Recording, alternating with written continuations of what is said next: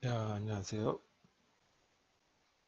디지털 부품 회로 시간 마지막 수업하고 다음 시간 목요일이죠. 6월 25일은 기말 시험이 되겠습니다. 자, 시험에 대한 얘기는 좀 이따 하도록 하고 전 시간에 했던 순차회로에 대한 연장선에서 오늘은 이제 상태 할당이라고 하는 얘기에 대해서 하고 어떻게 하면 순차회로를 간략하게 할 수 있는지 그 중에서도 저희 이제 순차를 만드는 방법에 의해서 동기식 있고 비동기식이 있죠.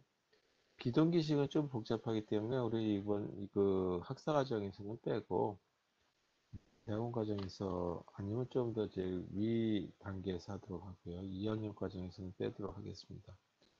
그리고 이 동기식에서 어떻게 하면 간략화할 건지 이 시간 봐가면서 하도록 하겠습니다. 자, 오늘은 상태 할당이라고 하는 거에 대해서 하도록 하겠습니다.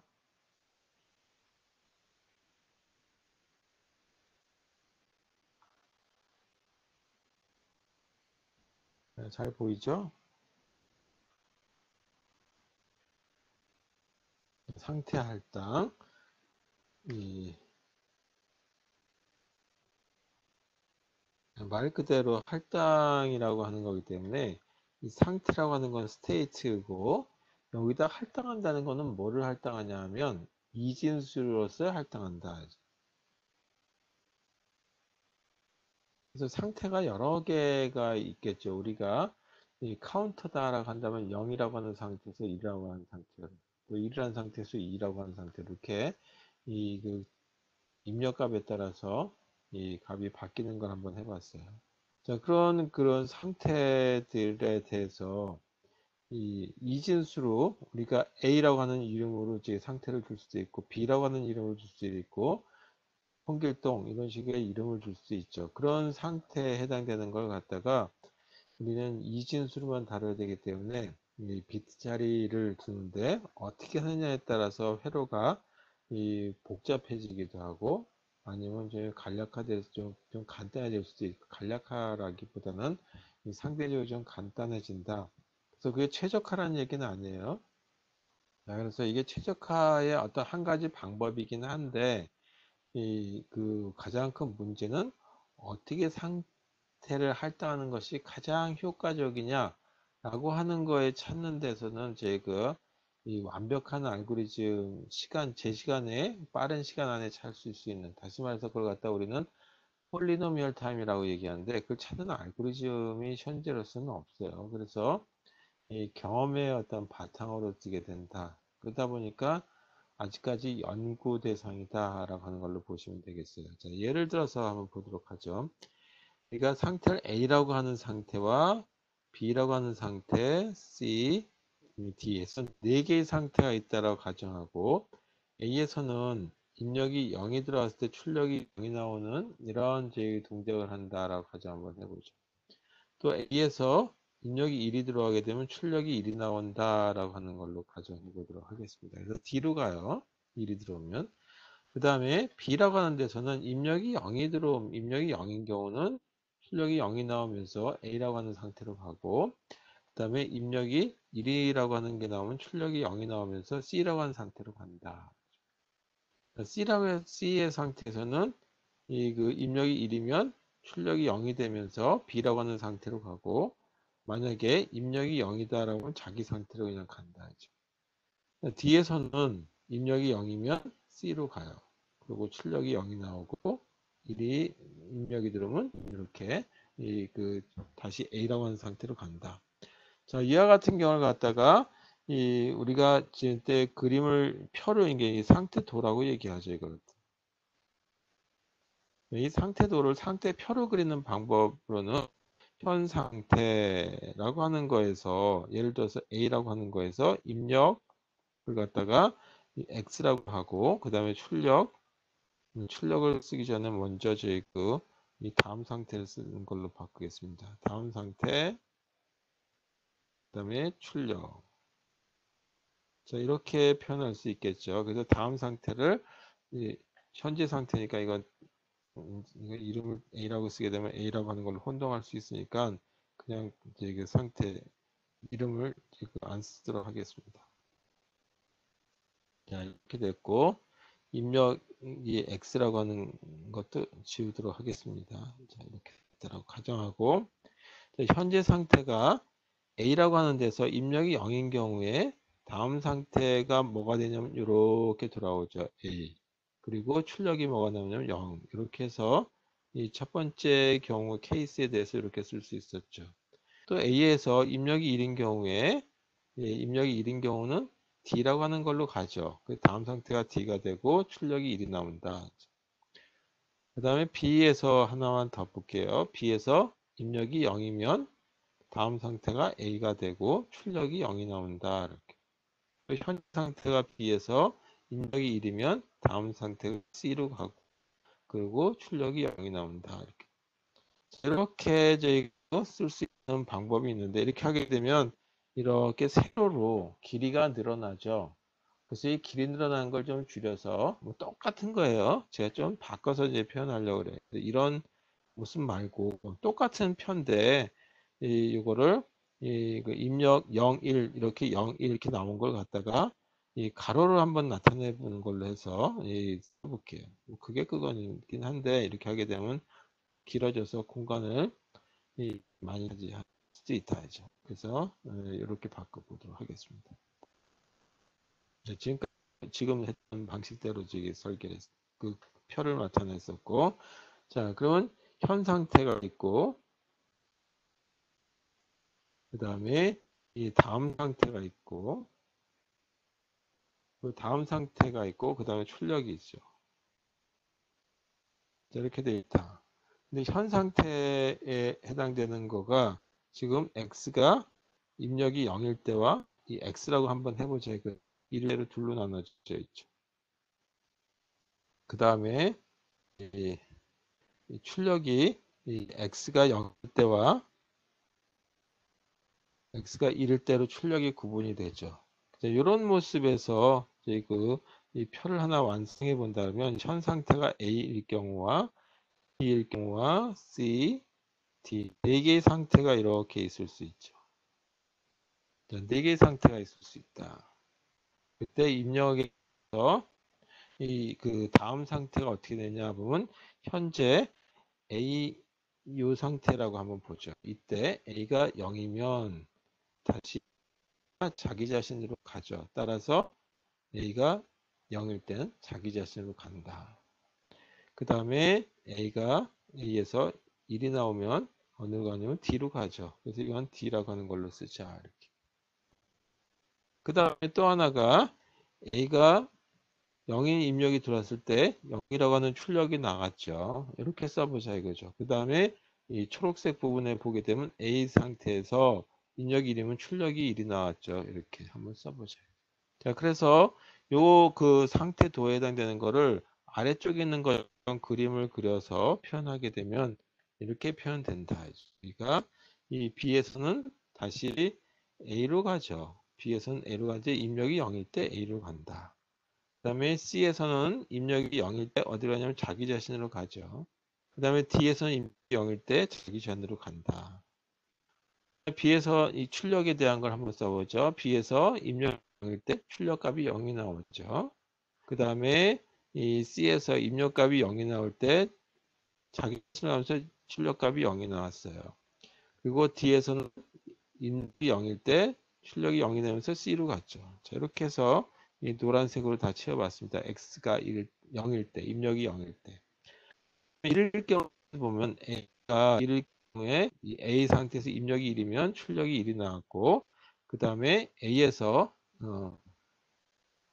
그 1이 나온 C라고 하는 거 가요. 따라서 C. 그러면서 출력이 0이 나왔다. 자, C에서 여기 1이 오게 되면 B라고 하는 상태로 갔어요. 이렇게 갔죠. 그리고 출력은 0. D에서는 입력이 1이면 A라고 하는 걸로 갔고, 그리고 출력이 1이라고 하는 게 나왔다. 자, 이렇게 한번 나타냈다. 이죠. 자, 이때 이제 그 상태 할당을 하는 방법인데, 이때 상태 할당을 어떻게 할 것이냐라고 하는 거죠. 자, 이때 한번 첫 번째 케이스로서 A라고 하는 게 이제 이게 네 개의 상태가 있어. 네 가지. 따라서 이 네 가지 상태가 있으니까 2의 2승이라고 하는 걸로 표현할 수 있다는 얘기죠. 그럼 이거는 뭐냐면 B가 된다. 그래서 A를 00이라고 하는 이진수를 한번 나타내 보자. 그리고 B를 0, 1이라고 하는 걸로 나타내 보자. 그리고 C라고 하는 상태를 11로 나타내 보고 이진수로 D라고 하는 걸 갖다가 10이라고 하는 걸로 나타냈을 때 이런 걸 갖다가 뭐라고 얘기하냐면 이렇게 배당하는 거. 이거를 상태 베타 할당이다라고. 상태 할당이다라고 얘기해. 자, 이렇게 상태 할당한다는 얘기는 뭐냐면 A가 뭘로 쓰면 되냐면 00이라고 하는 걸로 쓰는 거고 B는 01로 쓰는 거고 C는 11로 D는 10이라고 하는 걸로 쓰자라고 하는 거죠. 그럼 여기서도 A는 00으로 쓰게 됐으니까 00, 이것도 00, C는 11, 그리고 C는 11 이렇게 표현되는 거죠. 자, D 부분에 해당되는 거는 이제 또 10이라고 하는 걸로 쓰기로 했죠. 그래서 여기가 10, C는 11, B는 01, A는 00 이렇게 표현되죠. 자, 이렇게 제 그 이진수로 표현한 이걸 갖다가 케이스 1이다라고 하는 거죠. 이게 케이스 1이죠. 자, 이렇게 표현했을 때 모습이 이 회로의 모습을 보게 되면 어떤 모습인지 한번 그려보면 이런 모습이 돼요. 이걸 갖다가 제 하나하나 또 이 순차로 그리기 위해서 여기표라고 하는 걸 그리고 그 다음에 거기에 대한 걸 가지고 카르노 맵에서 또 최적화하는 것까지 다 그리려면 시간상 부족하기도 하고 그거는 제 그 저번 시간에 했던 거기 때문에 그거는 빼고요. 이게 최적화됐을 때 결과가 어떻게 나오는지 최적화라기 하는 것보다 이 순차이를 만들었을 때 이렇게 상태 할당을 했을 때 모습을 그려보면 이런 모습이 나오더라 이거죠. 자, 일단 이 X라고 하는 입력이 있고 이건 이제 이렇게 그려볼게요.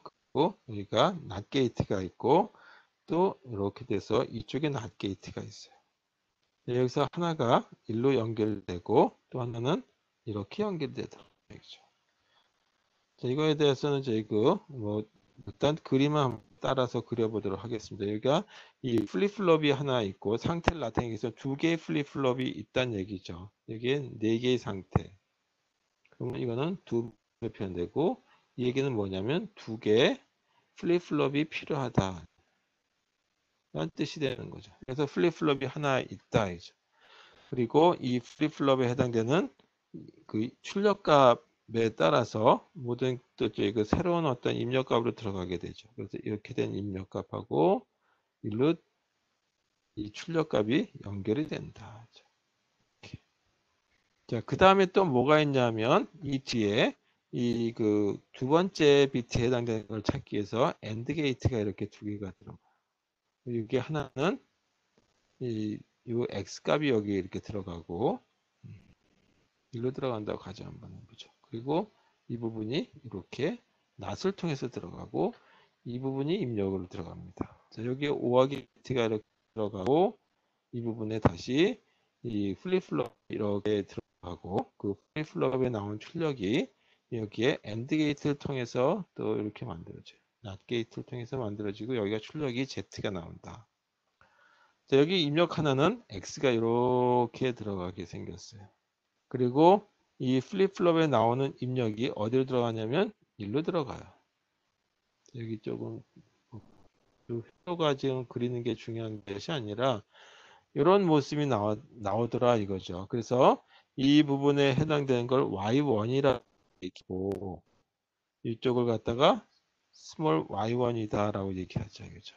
그리고 이쪽에 들어가는 이거를 y2라고 얘기하고 나가는 속을 소문자 y2라고 얘기했을 때 논리식을 보니까 y1이라고 하는 논리식은 그 x 프라임 y1 x y1 프라임이라고 하는 게 얻어지고 y2라고 하는 논리식은 x 프라임 y1 그다음에 x y2라고 하는 게 얻어지더라 이죠. 그리고 이 Z라고 하는 출력 부분에 보니까 X, Y 2'이라고 하는 이 세 개의 식이 얻어졌다 하죠. 그래서 여기 보게 되면 두 개 인풋 그 AND 게이트가 이렇게 사용돼서 두 개 인풋 AND 게이트 4개, 그 다음에 두 개 인풋 OR 게이트 2개 이렇게 사용됐다 하죠. 자, 이런 게 케이스 1이에요. 그래서 이걸 이제 다른 방법으로 아까 이 A는 00으로 대입하고 B는 00으로 대입하고 B는 01로 대입하고 C는 11로 대입하고 D는 10으로 대입했을 때 얘기죠. 그렇게 상태를 배당했을 때 이런 모습이 나오더라 이거죠. 자, 이걸 좀 바꿔서 이제 이 상태를 좀 다른 상태로서 배당을 했을 때 회로는 어떻게 나오느냐. 이 상태 배당하는 문제는 또 이것도 저희고 어떻게 하는 것이 가장 좋을 것인지에 대한 알고리즘들이 여럿이 저희 연구한 제 경험에 바탕한 알고리즘들이 나와 있는데 뭐 그거는 저희 그 이번 대상이 좀 안 되겠죠. 이게 그 대학원 과정 또는 석박사 과정에서 하게 될 이 전문적인 이쪽으로 할 때 문제고 두 번째 경우처럼 그냥 우리는 이렇게 이 예를 들어서 한번 복연하도록 하겠습니다. 이번엔 A라고 하는 데다가 00을 대입하고 B에는 01을 대입하고 C에는 10을 대입하고 D에는 11을 대입해서 요것만 좀 바뀌었죠. 자, 그랬을 때 모습을 보니까 어떻게 생겼나 보니까 이렇게 생기더라 이거죠. 예, 회로를 그려보니까 여기 X 여기에 뭐 또 다른 제그 인드게이트가 이렇게 들어가는데 그때 인드게이트는 낫을 통한 인드게이트가 이렇게 들어가더라. 자, 그 다음에 이 두 개를 오화하고 그거를 이 플립플롭에다 집어넣는 플롭을 입력을 Y1이라고 하고 출력을 Y1이라고 스몰 Y1이라고 하는 걸로 한번 넣어보죠. 그 다음에 또 이 게이트가 하나 들어가고 그 게이트 이 분이 입력이 여기에 또 연결된다. 그리고 여기 낫 게이트가 들어가고 여기에 이 플립플롭이 또 하나 들어가서 그 플립플롭을 입력을 대문자 Y2 그 다음에 출력을 소문자 Y2라고 하는 걸로 한번 넣어보죠.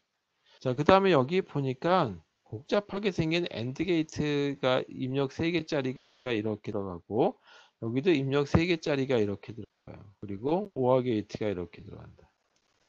여기 보게 되면 뭐 복잡한 모습들이 이렇게 들어가 있어요. 하나 여기 들어가고 그 다음에 이게 또 다시 이쪽에 입력으로 이렇게 연결되고 이제 그다 그리진 않겠지만 이렇게 생긴 모습만 보더라도 여기 3개짜리 이렇게 엔드 게이트가 이렇게 들어가죠. 아까 두 개 인풋짜리가 이 4개 들어갔어요. 그 다음에 2개 인풋 오어 게이트가 2개 들어갔는데 훨씬 복잡하다라고 하는 형태죠. 그래서 여기에 그 어떤 거를 배당하느냐라고 하는 거에 대한 거를 내는 것이 아니라 결론은 뭐를 얘기하느냐 하면 제가 얘기하고 싶은 거는 상태 이 배당에 따라 이 회로 모습이 달라진다. 근데 이 달라지는데 회로 모습이 달라져서 똑같은 어떤 이제 그 부품이 들어가면서 회로 모습이 달라진다라고 하는 것이 아니라 여기서 그 달라진다는 얘기는 이 어떤 거는 복잡하기도 하고 복잡하냐 아니면 덜 복잡하냐라고 하는 얘기를 하는 거다. 오는. 자, 이렇게 결론 나는 거기 때문에 이 상태 할당이라고 하는 거에 따라서 이 회로의 크기가 달라진다. 크기 변화가 물론 동작은 동일합니다. 그래서 상태 할당을 잘 해줘야 된다. 그런데 여기 지금 저희 그 상태가 4개밖에 없는데도 얼마나 많은 가지수를 쓸 수 있냐면 이게 00만 넣는 것이 아니라 00일 때도 있고 01일 때도 있고 10일 때도 있고 11일 때도 이게 4가지 경우 중에 되겠죠. 그 중에 4가지 중에 하나를 선택하면 A가 될 테고 그 다음에 A가 하나 결정나면 B는 3가지 중에 하나를 선택해야 되겠죠. 이건 2가지 중에 하나, 그럼 마지막 이렇게 하기 때문에 상태를 배당하는 하는 방법은 그 굉장히 많은 이제 가지수에 해당되는 걸 갖다 다 해보고 최적의 결과를 얻어야 되기 때문에 이와 같은 문제를 알고리즘 쪽에서는 MP 프로그램이라고 얘기하죠. 이와 같은 문제를 풀려고 한다면 슈퍼컴퓨터에서 푼다 해도 이 정확한 어떤 최적화 결과를 얻기까지는 상당 시간이 걸린다라고 하는 걸로 보시면 되겠어요. 자, 그래서 상태 할당에서 중요한 얘기는 회로 크기가 상태 할당을 어떻게 이진술하느냐에 따라서 회로의 복잡도가 달라진다라고 하는 것만 이해하시면 되겠습니다. 그냥 더 넘어가도록 하겠습니다. 자, 그 다음에 이 순차회로라고 하는 모습을 보게 되면 순차회로의 어떤 형태를 보게 되면 크게 둘로 나눠져 있어요. 하나가 무어머신이라고 하는 부분이 있어요.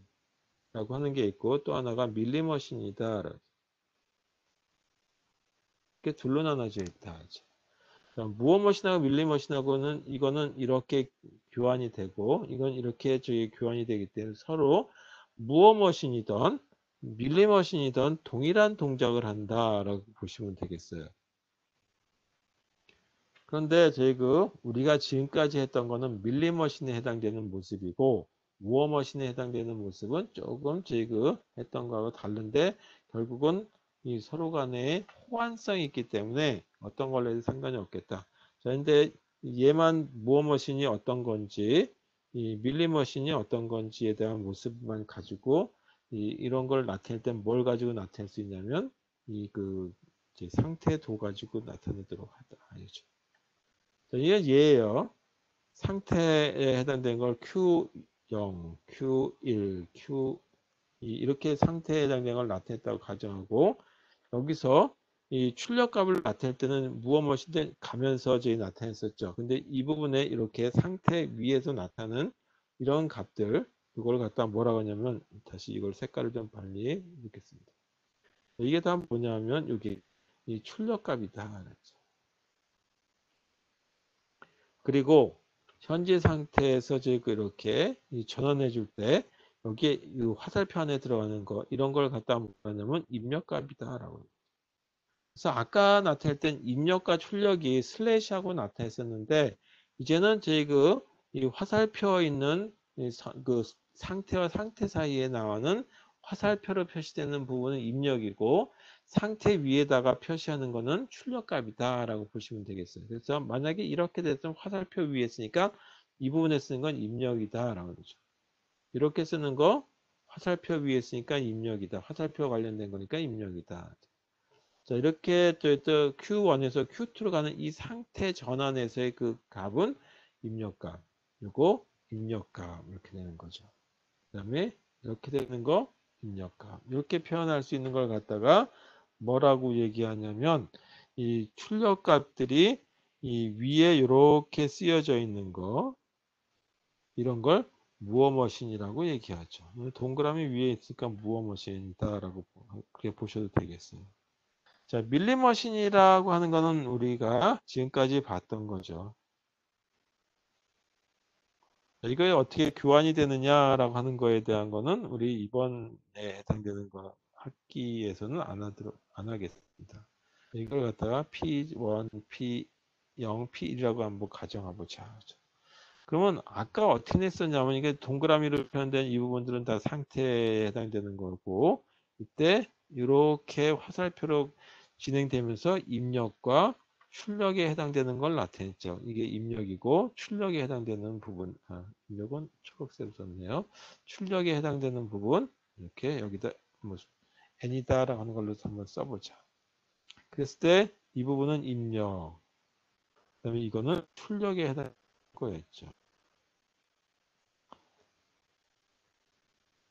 이렇게 나타난다라고 하는 걸로 보시면 되겠어요. 그리고 마찬가지 이렇게 화살표로 표현되는 이 부분에서 이 입력, 출력을 다 같이 나타내게 돼 있죠. 이건 이제 뭐 저희가 가정하는 거니까 이렇게 표현되는 것들이 하나의 밀리머신이다라는 이제 뭐 자, 이렇게 생긴 거다라고 하는 걸로 가정 한번 해보도록 하겠습니다. 자, 이게 동작이 어떻게 되는지에 대한 얘기는 이번에 하는 게 중요한 얘기는 아니고 제가 설명드리려고 하는 거는 이 동작보다는 모습에 대한 거, 그 다음에 이와 같이 하더라도 이 결국은 동일한 동작을 하는 거다라고 하는 걸로 보시면 되겠습니다. 자, 이렇게 하는 거를 가지고 밀리머신인데 이거 모습을 뭘로 바꿀 수 있냐? 무어머신은 밀리머신을 바꿀 수 있고 밀리머신은 무어머신을 바꿀 수 있기 때문에 결국은 1대1 대응 관계가 같다. 따라서 이와 같은 걸 갖다가 동일하다라고 얘기해서 영어로 이퀴벌런스다라고 해서 이 상동이다. 뭐 완전히 똑같은 건 아닌데 그렇게 동작상의 상동이다라고 보시면 되겠습니다. 자, 그 다음에 이제 순차로가 복잡해지는데 상태 개수를 줄여서 이 좀 간략화 시켜야 될 때가 있어요. 그와 같은 작업해 주는 게 뭐냐면 순차회로의 간략화다. 순서 회로의 이 간략화 방법은 어떻게 할 것이냐. 자, 이건 어떤 거냐 하면 우리가 아까 했던 거나 저번 시간까지 했던 거는 뭐냐 하면 조합회로 부분, 순차회로라고 하는 게 이렇게 조합회로가 들어가고 그 다음에 여기 기억 장치가 들어간다라고 얘기했죠. 이 부분에 대한 최적화 부분을 하는 게 우리 주로 순차회로에서 했던 내용이다라고 한다면 여기서 얘기하고자 하는 그 간략화는 뭐냐면 상태라고 하는 거에 간략화, 상태를 최적화시킨다. 그래서 상태 개수가 너무 많은 걸 좀 줄여보자라고 하는 거예요. 상태 개수가 많은 거를 줄이기 위해서는 어떻게 되느냐? 상태 개수가 최적화됐다는 얘기는 뭐냐면 결국은 기억 장치라고 하는 기억 장치, 플립플롭이죠. 플립플롭의 개수를 줄일 수 있다. 이걸 줄일 수 있는 어떤 결과를 가질 수 있겠죠. 그런 방법으로 사용되는 것이 순차로 간략화의 하는 방법 중에 하나인데 이때 사용하는 도구가 뭐냐 하면 이 함축표라고 하는 걸 이용해요. 그래서 함축표, 이 함축이다 하는 거는 암시한다라고 해서 implication이다라고 하는 말을 써요. 그래서 implication table이다라고 하는 걸 쓴다. 이것도 뭐 알아두실 만한 영어 단어라서 적어드렸습니다. 자, 그럼 이것도 하나의 예를 들어서 한번 보도록 하겠습니다. 그래서 그 상태가 굉장히 많은 A부터 시작해가지고 H까지 상태가 들어가 있는 이제 무어머신에 대한 예를 가지고 한번 보죠. 이게 무어머신이라. 무어머신이나 밀리머신이나 똑같으니까 무어머신의 예로서 이렇게 생긴 걸 하나 보도록 하죠. 현 상태가 있고 그 다음에 다음 상태가 있어. 그때 입력값에 따라서 입력은 이렇게 난다. 그리고 출력이 있다라고 가정해보자. 그러니까 출력이라고 하는 부분이 상태 자체 내 그냥 딱 주어져 있기 때문에 이게 무어머신의 이 상태표예요. 밀리머신의 경우는 여기다 이렇게 써야 되겠죠. x가 0일 때, x가 1일 때. 근데 그 부분이 빠졌다라고 한다면 이거는 무어머신에서의 그 상태도를 그리는구나 라고 하는 걸로 보시면 되겠죠. 상태가 예를 들어서 A부터 시작해가지고 H까지 있다라고 한번 해보죠. E, F, G, H까지 있다라고 한번 해보죠. 상태 개수가 굉장히 많이 있다. 실제 상황에서는 이거보다 더 많이 있을 겁니다. 자, 이렇게 생긴 경우에 상태에 A가 현재 입력이 들어오기 0이면 D로, C로 출력은 0이 나온다. 자, 이렇게 생기는 걸 가정하고 하도록 하죠. C에서 2, 0 이렇게 또 상태값이 나오고 출력값이 나온다. A로 상태가 바뀌고 2로 바뀌고 0으로 출력이 나온다. 2에서는 C, A, 1 그 다음에 F, B, 1 B, H, 0 C, G, 1 이렇게 생겼다라고 가정해 보셔야죠. 자, 이렇게 생긴 걸 가지고 이 상태가 하나, 둘, 셋, 넷, 다섯, 여섯, 일곱, 여덟 개 상태다. 8가지 이 상태가 있죠. 이게 이 간략화가 가능한가?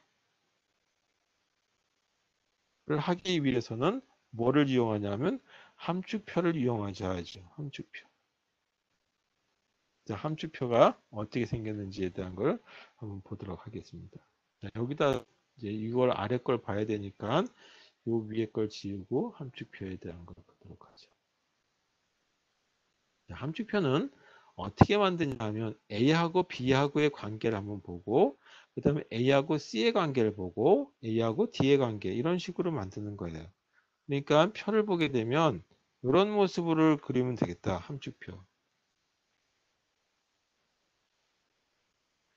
함축표를 보게 되면 가로와 세로로 나타내는데 이 부분에 해당되는 걸 A라고 하는 거에서 A와 B를 비교해 봐야 돼. 그래서 8개가 있으니까 여기 칸을 B, C, D, E, F, G, H에서 7개의 칸을 해서 A하고 B를 관계, 그 다음에 이 A하고 C의 관계 이런 식으로 하나하나 비교해 보는 거다. 그리고 B하고는 그렇게 되면 또 어떻게 되냐면 B하고는 이렇게 비교하면 되겠죠. 그래서 B하고. 자, 이거 아래에 이거 작 보니까 이건 지우도록 하겠습니다. 자, 그럼 B하고의 관계는 B하고 C, B하고 D, B하고 E, B하고 F, B하고 G하고의 관계를 보면 되겠죠. 그 다음에 C라고 하는 거와는 이렇게 비교하면 되겠다. D하고의 관계, 또 D하고 E, D하고 F, D하고 G, D하고 H 이렇게 볼 수 있겠죠. E, F, G 이렇게 볼 수 있겠다.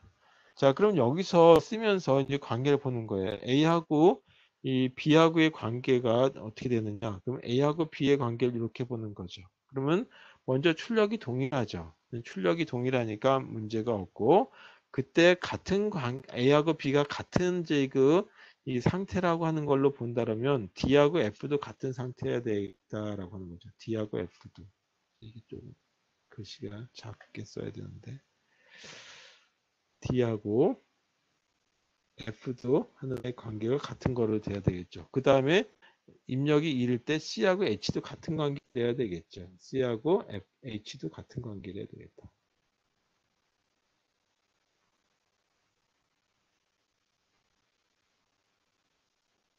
B하고 공간이 너무 작네요. B하고 이 F, D하고 F, D하고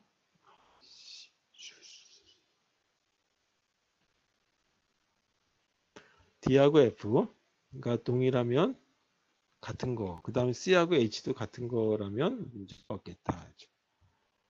그 다음에 이 C하고 A의 관계, A하고 C의 관계를 또 다시 비교해 보자. 그러면은 A하고 C의 관계를 비교해 보니까 0하고 1이 하나는 0이고 하나는 출력이 1이 나오죠. 그래서 이거는 절대 같은 걸로 볼 수 없겠다라고 해서 X 표시를 한번 해보죠.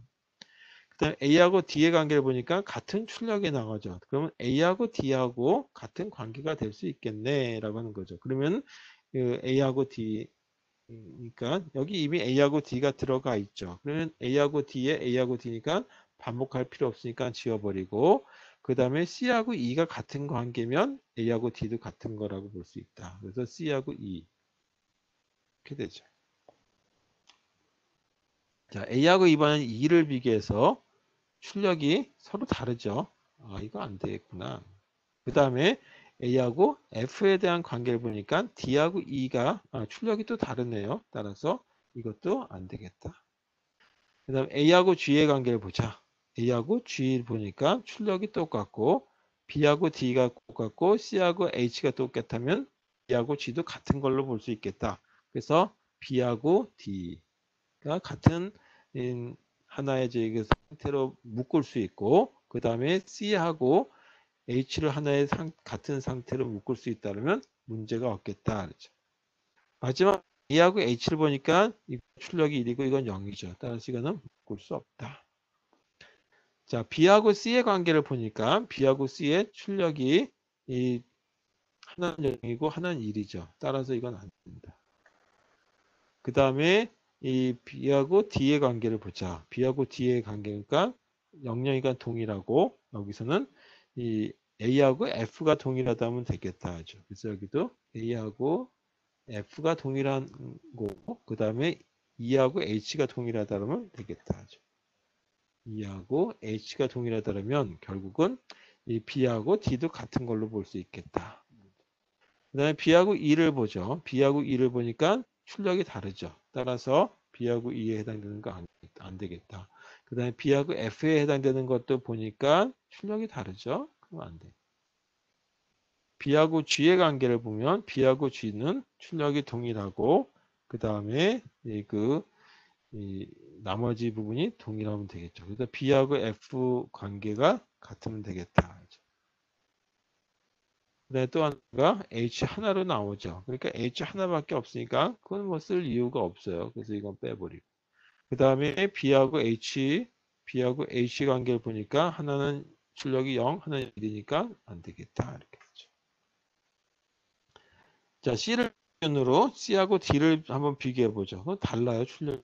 아, 이거 안 돼. 그 다음에 C하고 E에 보니까 출력은 동일하니까 일단 그건 통과. 그 다음에 C하고 E가 동일하다 보면 문제가 없겠다. 그 다음에 A하고 D도 동일하다고 한다면 C하고 E도 같은 그 상태라고 하는 거죠. 근데 C하고 E는 이미 자기장 이건 지워도 상관이 없겠죠. 그래서 그건 지워버리고 간략할수록 좋으니까요. 그 다음에 C하고 F 관계를 보니까 출력이 동일하고 그 다음에 이와 같이 하나의 2라고 하는 출력이 나오니까 문제가 없고 B하고 D가 같으면 되겠다. 그래서 B하고 D 이렇게 쓰면 되겠죠.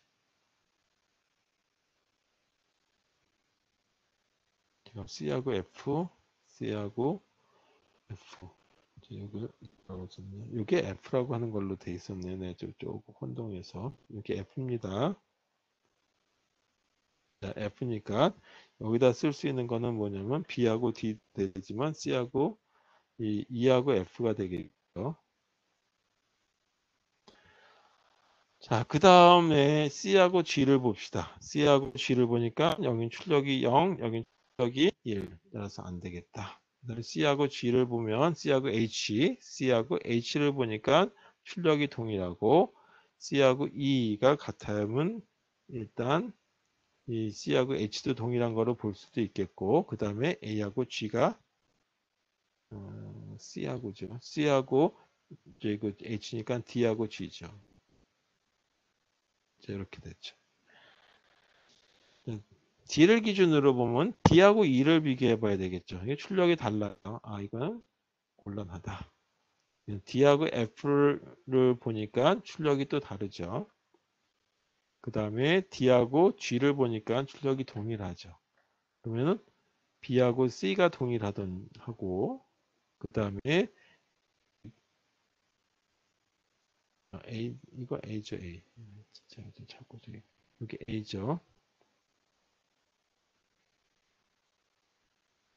자, 여기 보게 되면 D하고 볼 거니까 D하고 G하고 비교하니까 A하고 B가 동일하고 그 다음에 E하고 H가 동일하면 되겠다. 이렇게 되죠.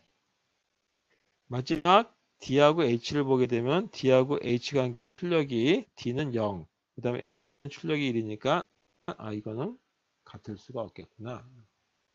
자, E를 기준으로 보게 되면 E하고 F를 비교하면 출력이 다르니까 문제가 없고 C하고 F가 동일하다 그러면 E하고 F가 같은 걸로 볼 수 있겠다. 그 다음에 A, B도 같은 걸로 봐야 되겠죠. A하고 B가. 그렇다면 E하고 F가 같은 그 상태라고 하는 걸로 묶을 수 있겠다. 그 다음에 E하고 G의 관계를 보니까 E는 1, 이건 0. 따라서 안 되겠다. 그 다음에 E하고 C의 관계를 보니까 출력이 동일하고 그 다음에 출력이 하나는 C가 해서 통일하니까 문제가 없고 이거는 A하고 G가 동일하다면 되겠다라고 하는 걸로 찾았죠. F에서 보니까 F하고 G는 출력이 다르니까 하나로 묶을 수가 없고 그 다음에 이 F라고 하는 거하고 H하고 보니까 출력은 동일한데 이게 동일해서 같은 이 상태로 올라오면 C하고 F가 동일한 걸로 봐야지만 되겠다. 그 다음에 B하고 G도 동일한 경우에 한해서 이 F하고 G가 같은 상태다라고 하는 걸로 볼 수 있겠다. 마지막 H하고 G를 보니까 출력이 다르죠. 이렇게. 이런 상태에서 이 X로 표시되어 있는 부분들을 보니까 일단 이 여기에서 어떤 B하고 D하고 F를 보죠. 그럼 D하고 F의 관계를 보니까 여기처럼 X 표시가 되어 있단 말이에요. 그렇다면 이 부분도 안 된다라고 하는 걸로 결론을 내릴 수 있는 거죠. 그 다음에 C하고 이 부분에 보죠. C하고 이 부분. C하고 E를 보니까 A하고 D라고 나왔어요. 그래서 요거는 일단 놔둬보자 해야죠. 그래서 C하고 하고 AD라고 했으니까 C하고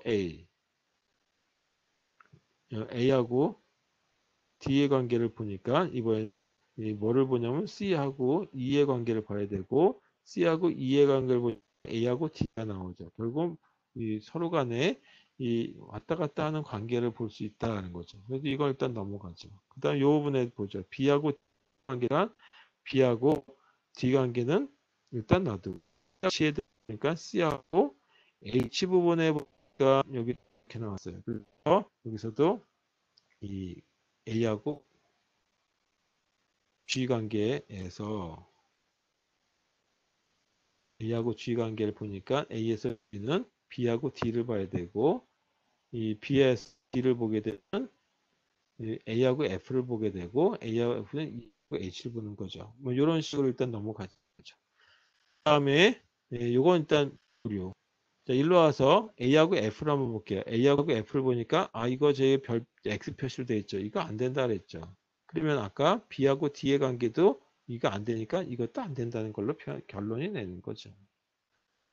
그 다음에 B하고 F 관계를 보면 B하고 F 관계가 X 표시로 됐으니까 이것도 안 된다.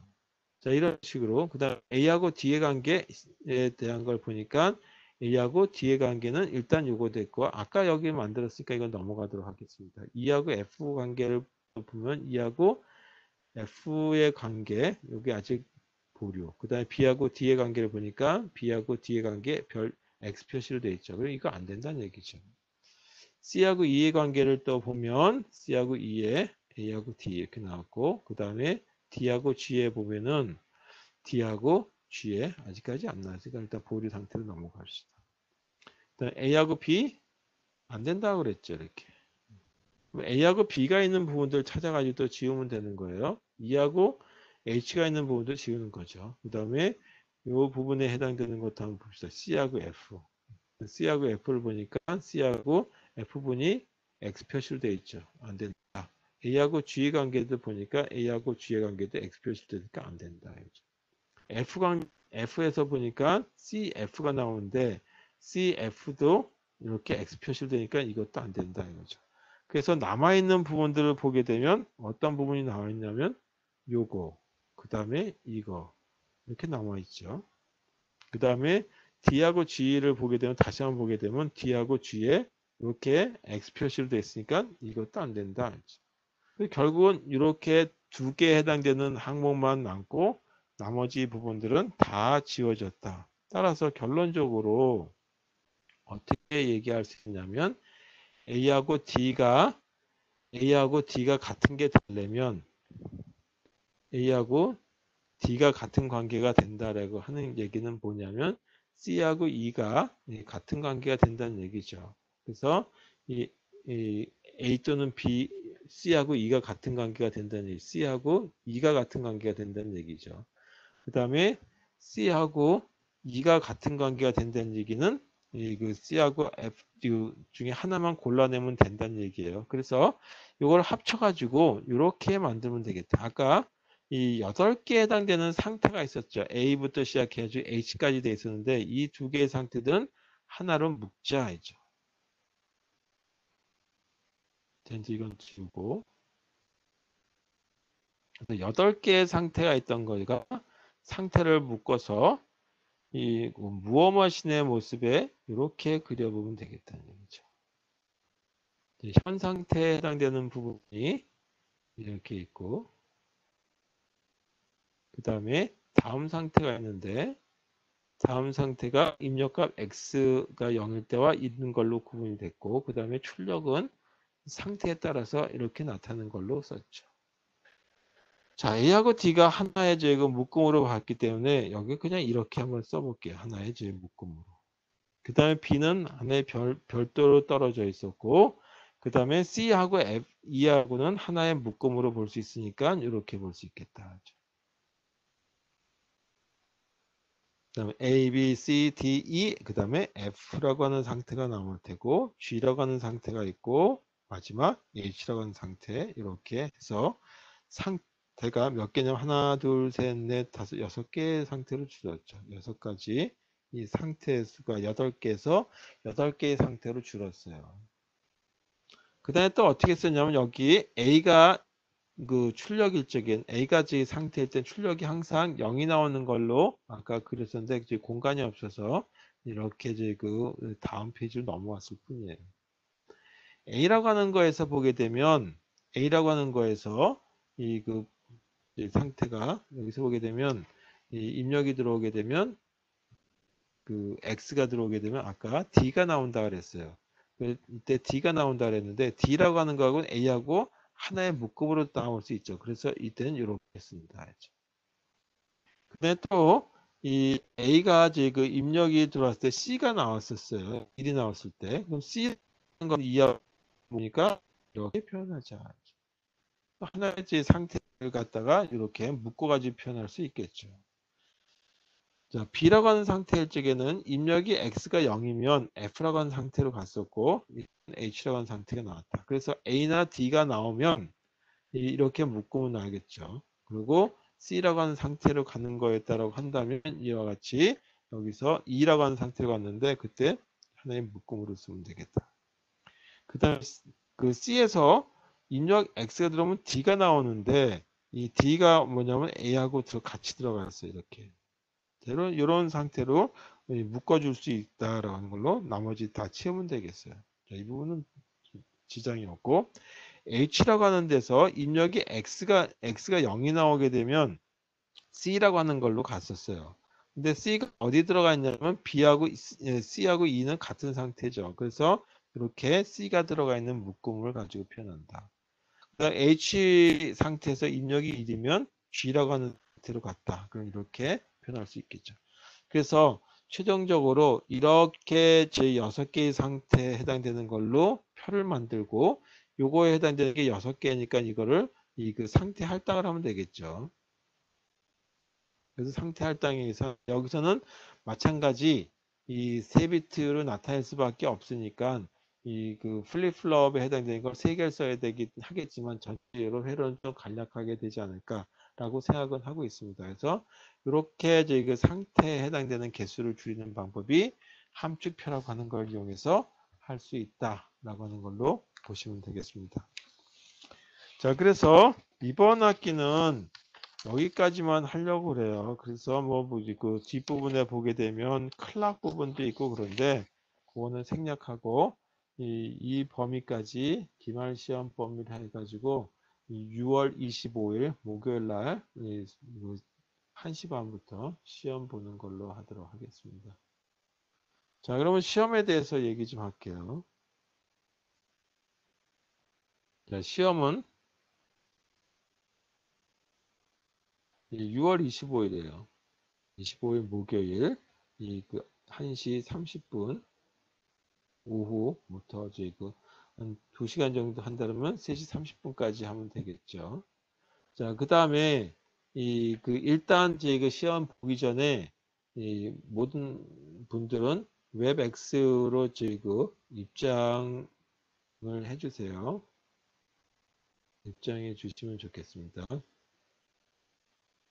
네, 해주시고 요거에 대해서 입장 번호하고 비밀번호하고는 뭐 다 1, 2, 3, 4로 계속 비밀번호를 쓸 거니까 동일하게 들어오시면 되겠고 여기서 해줄 건 뭐냐 하면 이 시험 문제에 대한 얘기도 있겠지만 일단 시험 문제와 관련된 이 질문을 한번 받겠어요. 질문 뭐 이게 문제가 좀 애매모호하다 뭐 그런 게 있으면 알려주시면 되겠고 또 간혹 가다 보면 자기 사정이 있을 수가 있죠. 그날 갑자기 이 전날 뭐 몸이 좀 안 좋았다 뭐 이런 여러 가지일 수도 있겠고 애경사가 있다 뭐 그런 식의 얘기일 수도 있기 때문에 뭐 그거에 대한 얘기는 좀 미리 애경사 미리 얘기해 주면 되겠고 하여튼 이제 뭐 시험 문제 관련 질문이나 사정 얘기를 해주시면 되겠고요.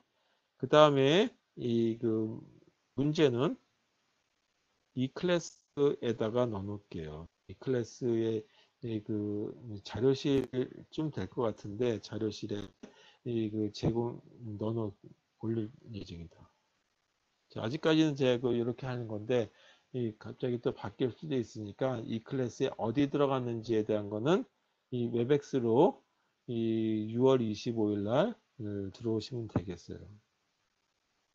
자, 답안지 문제는 이 답안지는 이 각자 용지를 쓰시면 되겠고 각자 이 종이 용지를 사용하시면 되겠고 이 부탁하는데 각 페이지마다 이 성명하고 학번을 적어주시면 고맙겠어요. 고마운 게 아니라 이걸 해줘야지 제가 나중에 이 프린트 했을 때 갑자기 막 뒤죽박죽 섞이게 되면 뭐가 뭔지 모르죠. 그렇게 되기 때문에 각자 자기 거라는 걸 분명하기 위해서 꼭 써주시고 그 다음에 문제 번호 꼭 써주시면 되겠습니다. 자, 그리고 답안 제출은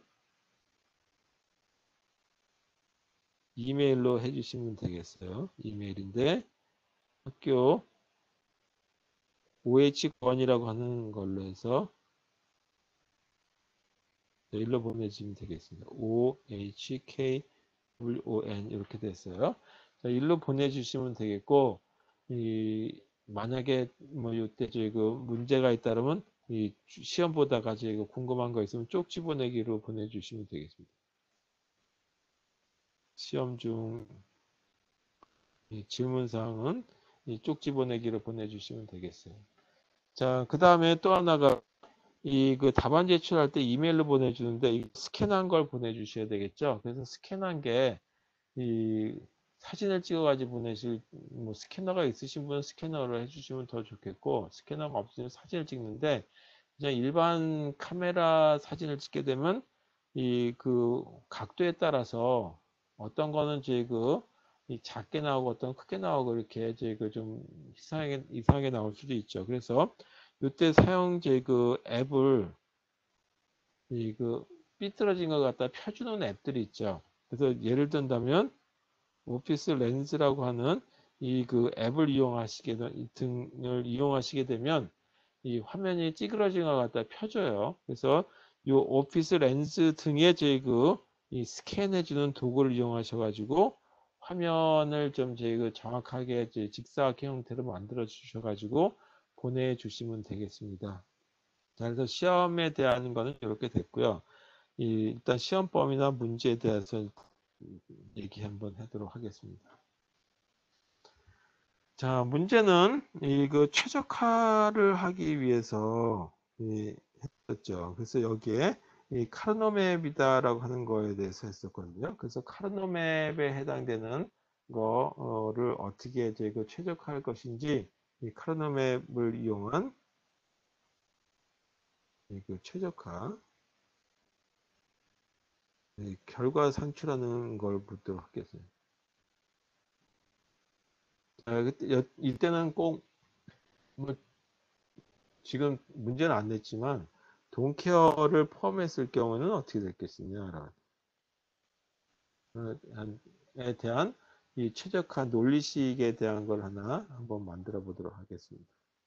그 다음에 조합회로 부분 나오는데 조합회로 부분 이 조합회로에 많이 나왔던 것 중에 하나가 가산기죠. 이 가산기에 대한 어떤 거하고 요거에 대한 응용 부분 예를 든다면 가산기를 갖다가 감산기로 한다든지 뺄셈 장치를 하기 위해서는 어떻게 될 것인지에 대해서 보도록 하겠습니다. 그 다음에 멀티플렉스라고 한다든지 아니면 디코더를 했었는데 여기에 뭐가 있냐면 이네블 신호를 갖고 있는 경우 신호가 있는 멀티플렉스나 디코더를 이용했을 때 이걸 확장 하는 방법에 대해서는 어떻게 하느냐. 예를 들어서 2 곱하기 4 디코더를 가지고 3 곱하기 8 디코더를 한 경우가 있었죠. 2 곱하기 4 디코더 이용한 거죠. 여기에 인해볼 수가 있죠. 이거 몇 개를 이용해서 예를 들어서 4 곱하기 16짜리 디코더는 어떻게 설계하면 되겠느냐. 뭐 이런 식의 문제에 대해서 한번 보도록 하겠습니다. 자, 그 다음에 플립플롭이니 레치 나오는데 이거에 대한 거는 저희 그 순차회로에서 다 포함하는 거니까 이 순수하게 플립플롭이 어떻게 됐고 그 다음에 레치가 어떻게 되는지에 대한 얘기는 일단 접어두고 순차회로 설계 부분에 대해서 보도록 하겠습니다. 그래서 순차회로 설계를 한번 해보셔라 라는 거죠. 오늘 한 함수표 가지고 최적화해 주는 부분은 그냥 생략하겠습니다. 앞으로 이틀밖에 안 남았으니까 그건 빼고 순차회로 설계하는 거 이때 참고로 함수표에 대한 얘기는 생략할게요. 함수표 사용은 생략한다. 이번 시험 범위 내에서는 빼겠다 이거죠. 그렇죠? 오늘 한 부분에 대한 거는 빼겠어요. 그러니까 저번 주까지 한 시험 범위, 수업 범위에 대해서 이 시험 범위다. 네, 저번 주까지 한 부분이 시험 범위다라고 보시면 되겠고 오늘 한 거는 이제 더 전문적으로 하실 분들에 대해서 한 거다라고 하는 걸로 보시면 되겠습니다. 그래서 이렇게 저희 그 범위를 하고 시험 문제 많이 나와 봤자 5문제 그리고 뭐 정의 쓰고 그런 얘기는 지금 할 이유가 거의 없을 것 같긴 한데 그래도 혹시 몰라서 아예 그냥 풀이만 하게 되면 에이 몰라 그냥 백지 이렇게 나올 것 같아서 정의 문제도 조금 낼 수도 있겠습니다. 정의 예를 들어서 이 순차회로가 뭐냐? 순차회로에 대한 정의, 조합회로에 대한 정의 뭐 이런 거를 한번 물어볼 수도 있겠죠. 레치라고 하는 거에 대한 정의, 그 다음에 레치라고 하는 거와 플립플롭에 대한 어떤 비교, 뭐 이런 설명, 뭐 이런 것들에 대해서도 문제를 내볼 수도 있겠죠. 레치나 플립플롭의 동작이 어떻게 되는지에 대한 거는 안 나오더라도 이렇게 해서 시험 범위는 정하도록 하겠어요. 혹시 궁금하신 거 있으면 아직 더 며칠 남았으니까 목요일 날이 시험이니까 이 내일 오늘 이렇게 공부하시다가 궁금하신 거 있으면 질문해 주시면 되겠고 제가 지금 학교에 있질 않거든요. 그래서 궁금하신 거 있으면 언제든지 쪽지로 알려주시면 되겠어요. 자, 그 다음에 아까 얘기했듯이 안드로이드 환경에서는 이제 그 옵티스 렌즈와 같은 저희 그 앱이 있다라고 얘기했고 애플 경우는 제가 잘 모르겠어요. 근데 유사한 저희 이 스캐너들이 있을 거예요. 그래서 검색을 스캐너로 하셔가지고 가능하다면 직사각형이 되게 뭐 마른 목걸이라든지 아니면 이제 그 사다리꼴 모양으로 사진 모습이 나오지 않게 좀 해서 보내주셔야지 제가 채점하는데 틀린 거를 또 뭐 맞은 걸 틀렸다라고 할 수 있겠죠. 그 바람에 잘 안 보여서 그래서 손해 보게 되면 안 되니까 좀 잘해서 보내주시길 부탁드리겠고 그리고 이 답안지를 제가 드리지 못하고 여러분들 종이를 그냥 손으로 쓰시라고 하는 게 좀 불합리할 수도 있겠는데 또 여러분들 나름대로 또 저희도 이 종이를 쓰시게 외국 대학 같은 경우는 자기 시험범 문제 답안지 갖고 와서 이렇게 쓰는 경우들이 많아요. 그래서 외국이라 해서 뭐 다 그런 건 아니겠지만 일부 나라들이 이렇게 하더라고요. 그래서 이렇게 우리도 한번 해보고 다음 실습을 이번에 한 번도 못 했는데 혹시 다음 학기에 대면 수업이 되면 컴퓨터 구조 시간에 실습을 좀 많이 할애하도록 하겠습니다. 지금까지 한 3번, 4번 그렇게 컴퓨터 구조는 실습을 했었는데 이 논리회로에 못했던 거를 컴퓨터 구조 시간에 대면 수업이 되면 그때 가서 이제 실습을 하고 만약에 다음 학기에도 사정이 여의치 않아서 대한민국의 사정이 여의치 않아서 비대면 수업을 해야 된다라고 한다면 좀 어쩔 수 없이 이제 컴퓨터 구조 시간이라고 하더라도 실습하기가 좀 난해할 것 같아요. 그걸 부품을 다 드릴 수가 없으니까 그걸 좀 해서 그 수강 신청해 주시면 고맙겠습니다. 자, 한 학기 동안 수고하셨고요.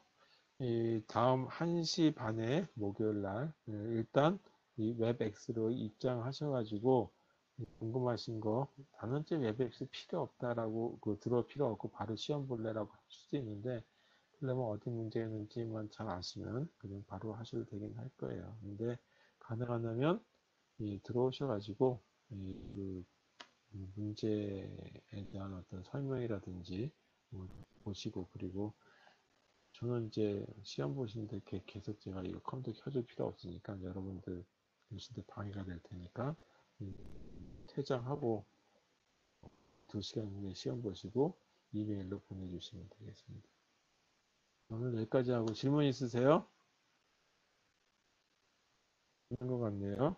자, 하고 절대평가니까 다 같이 저희 모여 앉아가지고 하자라고 하지 마시고 너나 나나 다 똑같이 한 문제 맡아서 푸는 그런 거 하지 마시고 좀 서로 배우러 오셨으니까 한 문제든 두 문제든 여러 문제들 다 저희 끝까지 한번 시간 할애해가지고 보시면 되겠습니다.